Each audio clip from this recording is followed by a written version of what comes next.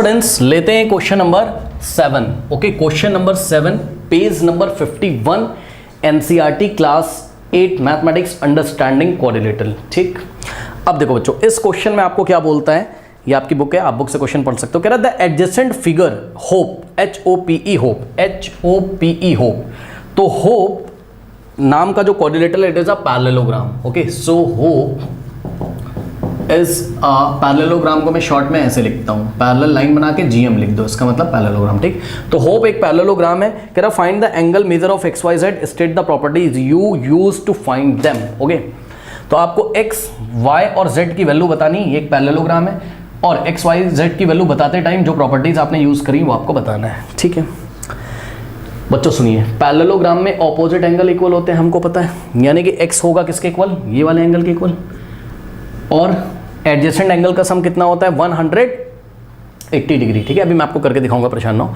और पैरेललोग्राम में opposite side parallel होती हैं, तो ध्यान चेक करो। सबसे पहले आप यहाँ पे y फाइंड कर सकते हो। क्यों सर? चेक करो, ये EP को देखो, मैं यहाँ पे बना के दिखाता हूँ आपको। ये इस तरीके से देखिए, ये है EP, ठीक है बच्चों, और यहाँ पे है HO, ये वाला पॉइंट O है, दिस पॉइंट इज O, तो HO आप क्लियरली बच्चों यहाँ से देख पाओगे। ठीक है, ये H है और ये क्या है, O है। चेक करो, EP और HO, ठीक, EP और HO ये आपस में पैरेलल है। ठीक है, EP is parallel to HO। बच्चों, टू लाइन्स अगर पैरेलल हो और इसको अगर एक लाइन इंटरसेक्ट करके जाए तो उसको हम ट्रांसवर्सल लाइन बोलते हैं, याद है? ये देखिए, ये इस तरीके से देखो, PH क्या है, ट्रांसवर्सल है, PH is a transversal line. अब ध्यान से चेक करो बच्चों, अगर टू लाइन पैरेलल उसको अगर एक ट्रांसवर्सल लाइन इंटरसेक्ट करके जाती है तो ये वाला जो एंगल होता है, ये वाला, ये इसके इक्वल होता है कि नहीं होता है, बताइए बताइए। ये वाला एंगल इसके इक्वल होता है, ऑल्टरनेट इंटीरियर एंगल। ठीक, सिमिलरली अब देखो, यहाँ से हमारा कोई बात नहीं बन रही, क्योंकि ये वाला एंगल के बारे में नहीं बात करी उसने, ये वाले एंगल के बारे में बात करी, और यहाँ पे उसने 40 दिया। तो हमें क्या लेना पड़ेगा, हमें EH is parallel to PO लेना पड़ेगा। ठीक है ना, तो इसी सिचुएशन को हम थोड़ा सा ऐसे बनाते हैं, ध्यान चेक कर लो। ये देखिए, ये EH is parallel to what, PO, ये ऐसी सिचुएशन है। ठीक है students, EH is parallel to PO। क्यों सर? क्योंकि opposite sides of parallelogram are parallel, तो EH पैरेलल है किसके, PO के। ये आप प्रॉपर्टी यूज कर लो यहाँ पर। ठीक है, उससे तो बात बन नहीं पाई। ठीक है स्टूडेंट्स, तो हम क्या करेंगे, हम यहाँ पे इसको करेक्ट करते हैं थोड़ा सा। हमने लिखा कि भाई EH is parallel to what, PO। अब चेक कर लो, EH अगर PO के पैरेलल है और PH एक ट्रांसवर्सल है, PH is a transversal line. ठीक है ना, तो ध्यान से चेक करो, PH को ज्वाइन करो, ये इस तरीके से। ठीक, तो बच्चों ये वाला जो एंगल होगा, ये वाला, ये इसके इक्वल होगा कि नहीं होगा, चेक कर लो।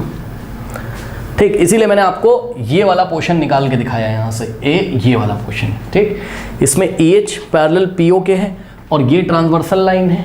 ठीक, सो ये वाला एंगल, ये वाला देखिए, ये Y है, हमने Y लिखा, और यहाँ ये क्या है, 40 है, तो हमने लिखा 40।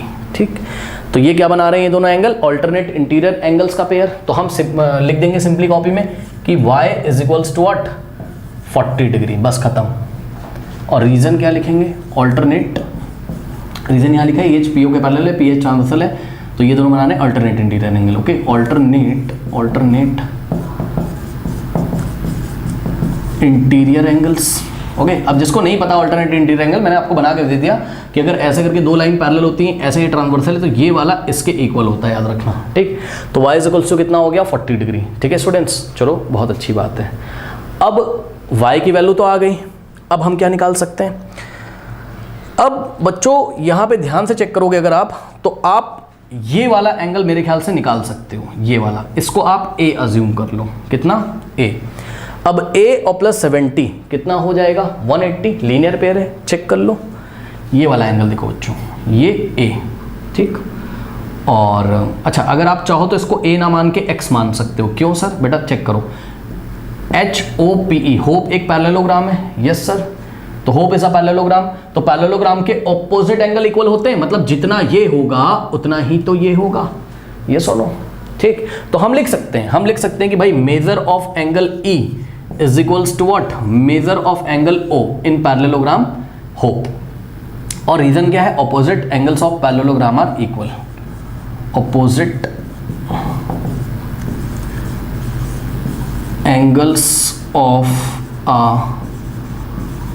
पैरेललोग्राम आर इक्वल, ये बात हमें पता है, करेक्ट। तो ध्यान से चेक कर लो, HOPE ये एक पैरेललोग्राम है, तो ये वाला एंगल इसके इक्वल होगा। तो अगर ये x है तो इसको भी हमने क्या मान लिया, x मान लिया, है ना। सिंस हम लिख सकते हैं कॉपी में, सिंस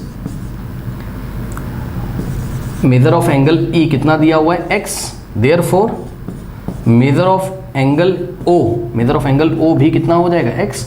अब आप चेक कर लो बच्चों, यहाँ से ये जो x है और 70 ये लीनियर पेयर बना रहे हैं, तो x प्लस 70 कितना हो जाएगा, 180 degree. So x plus 70 is equals to 180। और रीजन जरूर लिखना है, रीजन क्या लिखेंगे यहाँ पर, लीनियर पेयर,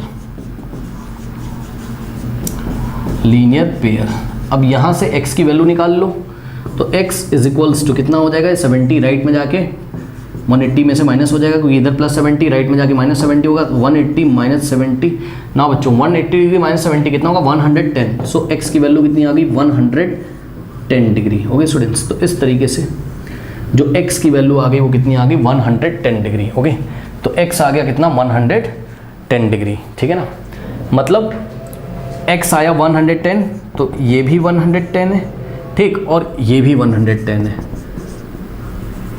ओके, क्योंकि ये दोनों एंगल ऑपोजिट एंगल है, इक्वल है। सो हमारे पास y आ चुका है 40 डिग्री, हमारे पास x आ चुका है 110 डिग्री। अब हमको z निकालना है, ठीक है स्टूडेंट्स। तो z निकालने के लिए अभी मैं आपको बताता हूँ। सबसे पहले इतना नोट कर लीजिए, क्योंकि मेरे को थोड़ी सी जगह चाहिए होगी। नोट करें, वीडियो पॉज करके नोट कर लीजिए बच्चों, नोट कर लिया। चलिए अब देखिए स्टूडेंट्स, z की वैल्यू निकालने के लिए आपको क्या करना होगा, आप एडजेसेंट एंगल का कॉन्सेप्ट लगाइए। कैसे, बताता हूं मैं आपको। देखो बच्चों, ये एक पैरेललोग्राम है, ठीक, HOPE, ठीक। अब ध्यान से चेक करो बच्चों, एडजेसेंट एंगल का क्या कॉन्सेप्ट होता है, एडजेसेंट एंगल क्या होते हैं बताइए।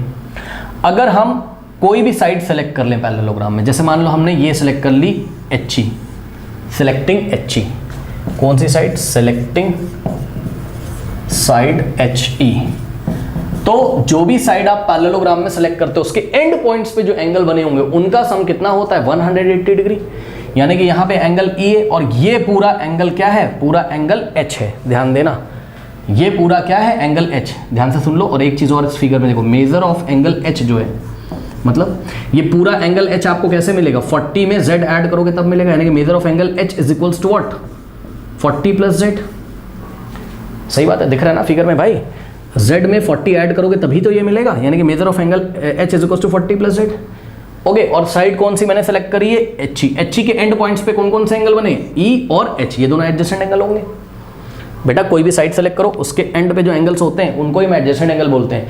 और पैरेललोग्राम में एडजेसेंट एंगल सप्लीमेंट्री होते हैं, मतलब एडजेसेंट एंगल का सम 180 डिग्री होता है, याद रखिएगा, ठीक। तो यानी कि सिलेक्टिंग HE, तो मेजर ऑफ एंगल E है ना, so measure of angle E और plus measure of angle H is equals to 180 degree. Reason, in a parallelogram